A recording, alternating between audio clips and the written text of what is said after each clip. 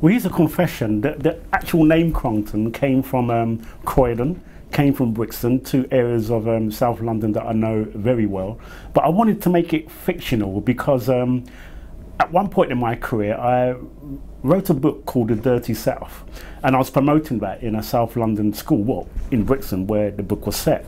And I thought that I had the language and so on point, but not so. It didn't impress this very intelligent young girl in the front row. She said, "Alex, we don't chat like that anymore."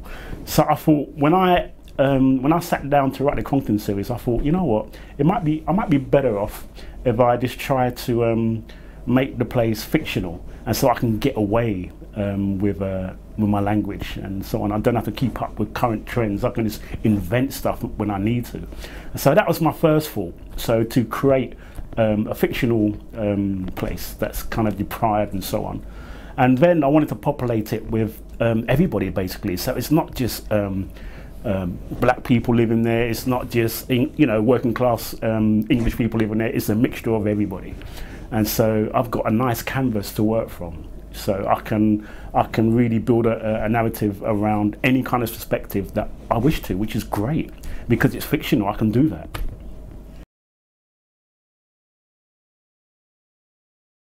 I do take some inspiration from my youth club working days when I used to work in a youth club in Streatham, and the language bouncing around the place. The walls were so exciting and so energetic. So I do dip into that now and again, but also I dip into dancehall reggae culture. I dip into hip hop. I dip into film noir. I love the language of film noir, especially those Humphrey Bogart films. Those, in fact, even before that, Cary Grant films. Films like when he's a reporter on this newspaper, and him and the lead lady, they have this brilliant, inventive dialogue going on, which really inspires me. And all those crime dramas that were in the late 40s, early 50s, I take inspiration from that as well. But I travel quite widely. Now I'm a writer, and I'm quite privileged to go to places as far flung as Inverness down to Land's End. And so on my school visits, I always have my ear kind of tuning in to the banter, especially in a school dining area. And sometimes I pick up some marvelous phrases that I think, yes, I'm going to steal that and put that in, because children, and they can really be inventive in their language and their dialogue with each other, and the way they interplay and the discourse and so on. I really enjoy it. It's really entertaining. So I just wanted to bring that energy to the Crompton series.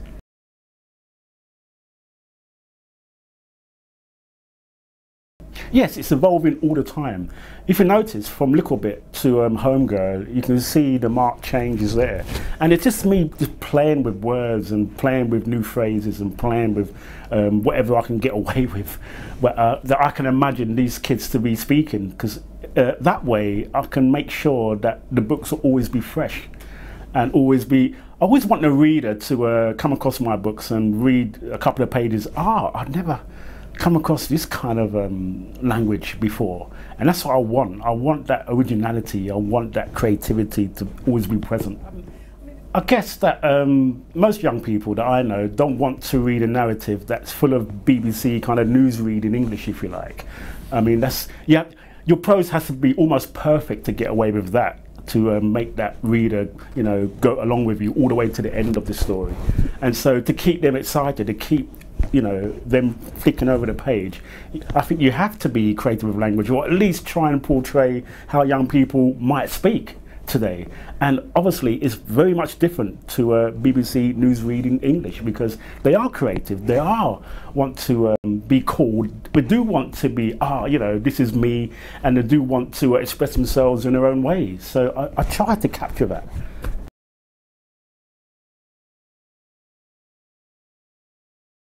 Yes, I do, and sometimes it's in my little. Can I show you?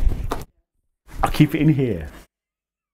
I keep it in here. I've got a little pencil. I'm not going to show you, but I've got a little pencil, a little notepad in there, just in case. When I'm walking from Clapham Junction to Battersea here, the Battersea Park end of Battersea, who knows what phrase or cool saying I might come across. So I'll bank that, or I'll write it down on my little notepad. Very important, because I don't believe you can carry someone with you on a narrative if you just keep on hitting them with bricks of bleakness. You know, sometimes you've got to liven it up. And sometimes in these desperate situations that I described, you need a break. Just like in any good film, you need a break. You know, you can't just be gritty all the time. I think it's impossible. Because myself, you know, even when I'm watching a gritty narrative on TV or film or whatever, sometimes I want a break. I want to, oh yeah, that was funny, you know. And I believe readers are like that also. You can't just hit them with those bleak bricks all the time. So, and I think it's a reflection on me, because I like to laugh. I like to be humorous and so on. For me, it's an entertainment package, and that entertainment package that I'm in now as an author, I'm imagining I want to entertain whoever picks up my book, and so I'm going to take you into low places.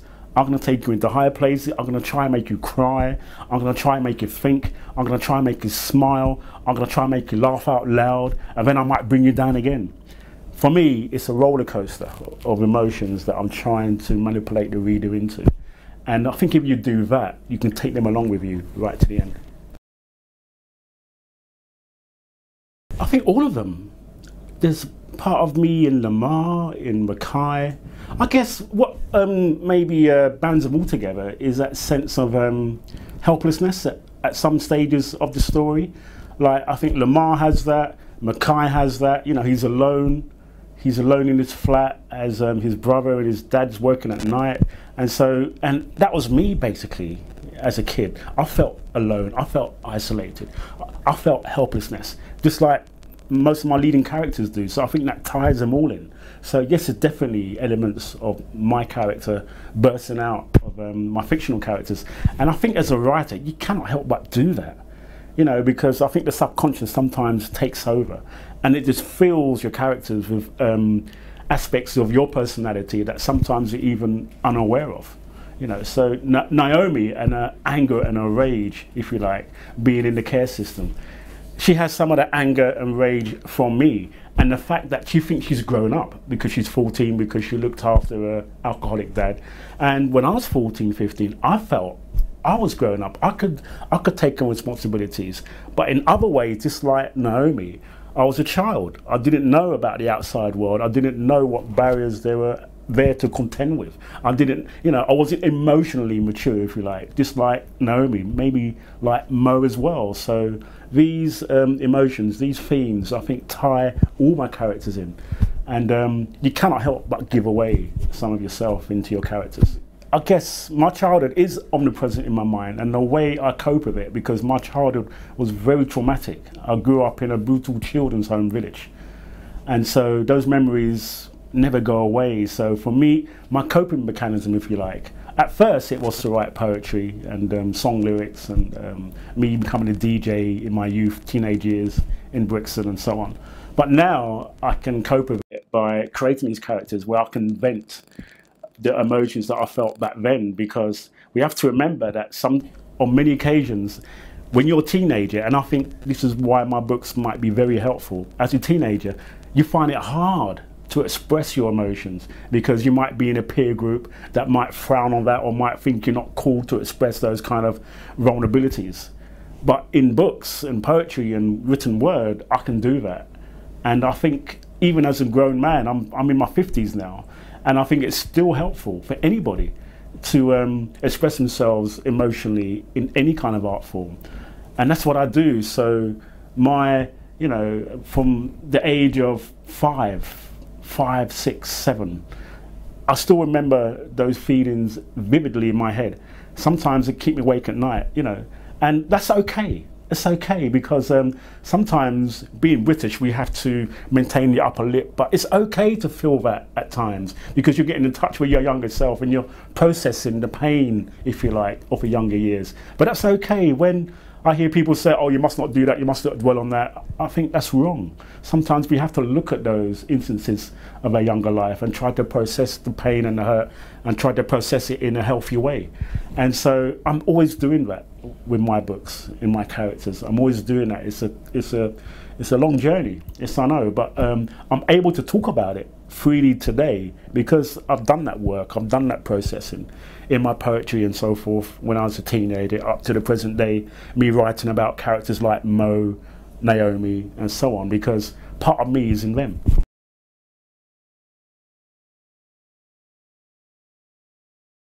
I think I could have processed my pain maybe quicker. I really do. I mean, I was quite an avid reader, especially when I was 7, 8, 9, and then football took over and cricket took over as well. And so I didn't come back to reading fiction until I was a late teenager. But I definitely think if there were narratives that I could relate to in that vulnerable age from say 8 onwards to say 15, maybe I might have found writing a lot earlier, or you know, I might have gone on a different path, who knows, because I definitely needed to process my emotions at that point. But I really don't think institutions like where I was or the schools that I attended, they were fully equipped to deal with children like myself who had these great emotional needs and issues and pain and so on. I don't think they had any idea. Maybe today they do, but I really think, and this is why I'm a champion of children's books, YA books, I think it could be a way, where children can, you know, damaged children or children who have issues can deal with whatever they have going on in their lives. And today we have a variety of narratives on different perspectives, and it's very diverse now. We've been talking about diversity for a number of years, but I think we're getting there now. And so really, when we see a troubled young person in a school, could be primary school, it could be a secondary school, now we can say a librarian, a very good librarian could say, you know what, maybe you should try reading this. This might help you get over whatever issue they're having to contend with. And I think that's a great place to be right now. I mean, I think YA children is really on the march on this. I think in front of adult literature, who sometimes sway away from these issues that children have to deal with today. In fact, now I've been immersed in children's writing and young adult narratives. I find it very difficult to get into adult literature. For me, it's too slow, the plot doesn't get going, you know, and I find it very hard to engage with what the author's trying to do, what they're trying to say. And again, I feel that they avoid the issues of today that children have to go through. Because sometimes I think the very term YA or children, because you know, would you, if Charles Dickens was alive today, would you really call Oliver Twist a YA? I wouldn't. I think that would be for anybody. You know, so that's my belief. I really think the narratives that are written today by so many good writers, Patrick Ness, Sarah Crossan, Patrice Lawrence and so on, I think to call them YA does their narratives a bit of a disservice, because I think these stories are for everybody. Because, you know, adults, I say to them, wasn't you 13 once? Wasn't you 14 once? Don't you remember the emotions, the agonies of being that teenage young boy or young girl? You know, we was all there once upon a time. So why can't adults read about that?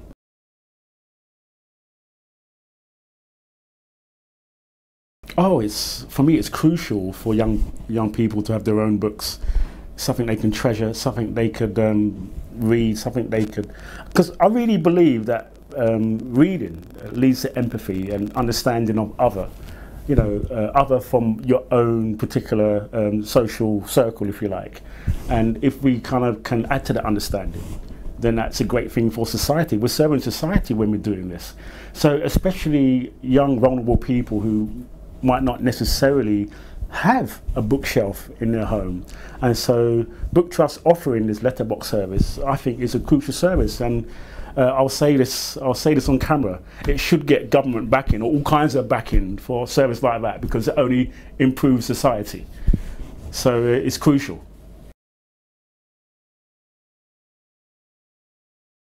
There could be more books that depict deprived living, if you like, or young people living on the margins, or young people living in council estates and their struggles.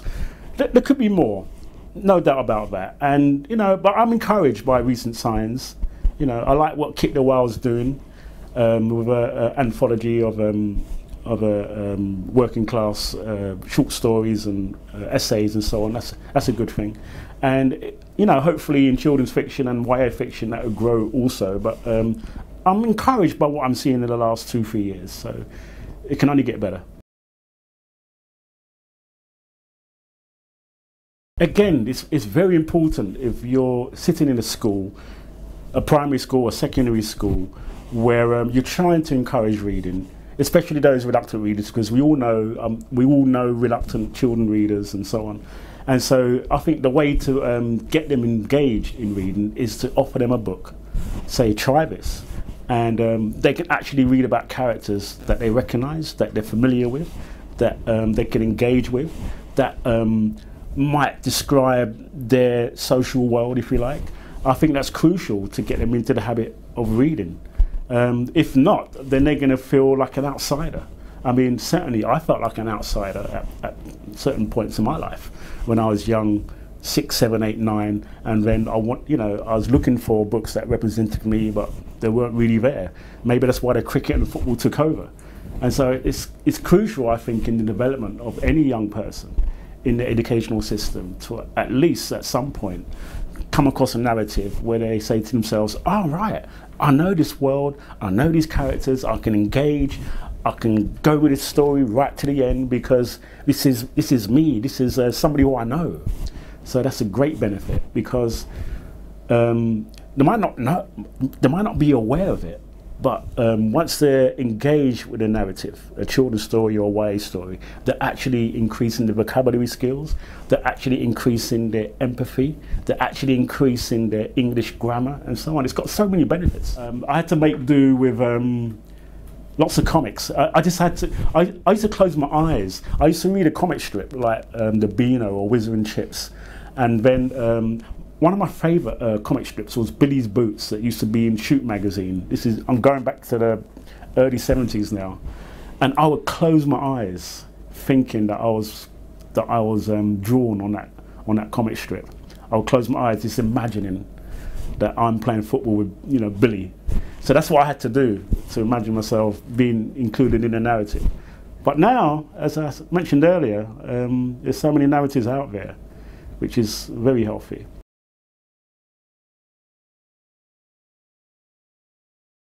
Oh, it's crucial. We see how the world is today with lots of hate going on, lots of misunderstanding going on, lots of two people who had opposing views screaming and shouting at each other and not giving each other time to understand what each other's trying to say. But I think books, it's not the final solution. It's not obviously the, if I give somebody a book, they totally understand each other from that point onwards. But at least it will help other people sympathise or empathise with somebody who's not from your world or your social circle or from your understanding. I think books is a great way of doing that. So the more, I believe, children read of other, the more empathy and understanding they can have for other.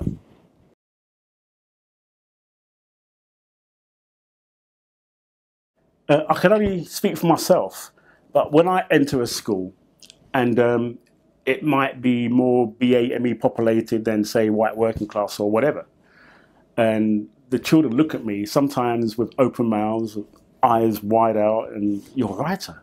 Yeah. Are you the writer? I said, yes. You write those books? I said, yeah. And so for me, that very presence can open up so many possibilities for that child, not necessarily into a writing career, but it just open up themselves to believing that, you know what, Alex Wheatle, he come to my school today, he's a writer. So maybe I could be that sculptor, maybe I could be that scientist, maybe I could be that whatever. So I really think it broadens their horizons when they see people of colour coming in and being successful in a particular field. Because for me, it really helps when young people, especially working class children, are exposed to all kinds of careers, and they can see themselves in that career in terms of whoever's coming into the school reflecting themselves. I mean, it's a great thing for them to see and to be exposed to.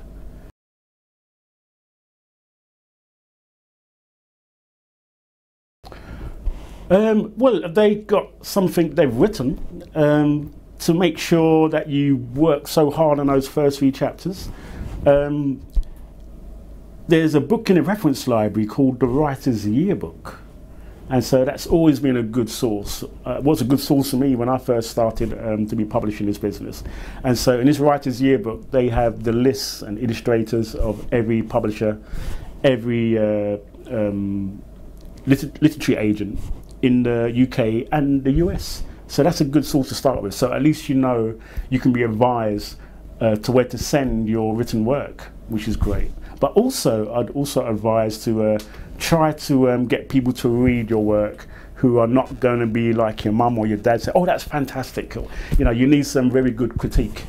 And so try to join a local writing group. There are many now. And you can go onto the Book Trust Represents website that has loads of information about groups, particular groups, writing groups and so forth that you could research and look on and investigate, and that will help you as well. Because I think it's essential that you get that feedback from particular groups that who are like-minded like yourself, want to be a good writer. And that's what really helped my evolution, was getting feedback from particular people who were doing the same thing as I did.